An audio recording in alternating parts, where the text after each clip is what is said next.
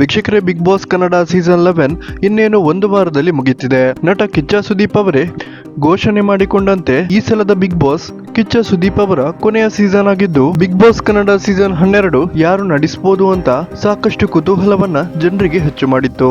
ಆದ್ರೆ ಇದೀಗ ನಟ ಕಿಚ್ಚ ಸುದೀಪ್ ಅವರೇ ಬಿಗ್ ಬಾಸ್ ಕನ್ನಡ ಸೀಸನ್ 12ರ ಬಗ್ಗೆ ಏನ್ ಹೇಳಿದ್ದಾರೆ ಅನ್ನುವ ಮಾಹಿತಿಯನ್ನ ಈ ವಿಡಿಯೋದಲ್ಲಿ ನಾವು ನೋಡೋಣ. ಅದಕ್ಕಿಂತ ಮುಂಚೆ ಯಾರಿಗೆಲ್ಲ ನಟ ಕಿಚ್ಚ ಸುದೀಪ್ ಅವರ ಆಂಕರಿಂಗ್ ಇಷ್ಟ, ಈ ವಿಡಿಯೋಗೊಂದು ಲೈಕ್ ಕೊಡಿ ಮತ್ತು ನಿಮ್ಮ ಅನಿಸಿಕೆಯನ್ನ ಕಮೆಂಟ್ ಮಾಡಿ ತಿಳಿಸಿ.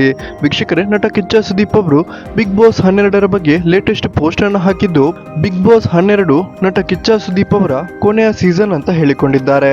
ಅಂದ್ರೆ ಈ ಸಲದ ಬಿಗ್ ಬಾಸ್ 11 ನಟ ಕಿಚ್ಚ ಸುದೀಪ್ ಅವರ ಕೊನೆಯ ಸೀಸನ್ ಅಲ್ಲ, ಮುಂದೆ ಬರಲಿರುವ ಬಿಗ್ ಬಾಸ್ ಕನ್ನಡ ಸೀಸನ್ 12 ನನ್ನ ಕೊನೆಯ ಸೀಸನ್. ಅದರ ನಂತರ ನಂಗೆ ಲೈಫಲ್ಲಿ ಬ್ರೇಕ್ ಬೇಕು ಅಂತ ನಟ ಕಿಚ್ಚ ಸುದೀಪ್ ಅವರು ಈ ಒಂದು ಪೋಸ್ಟ್ ನಲ್ಲಿ ಹೇಳಿಕೊಂಡಿದ್ದಾರೆ.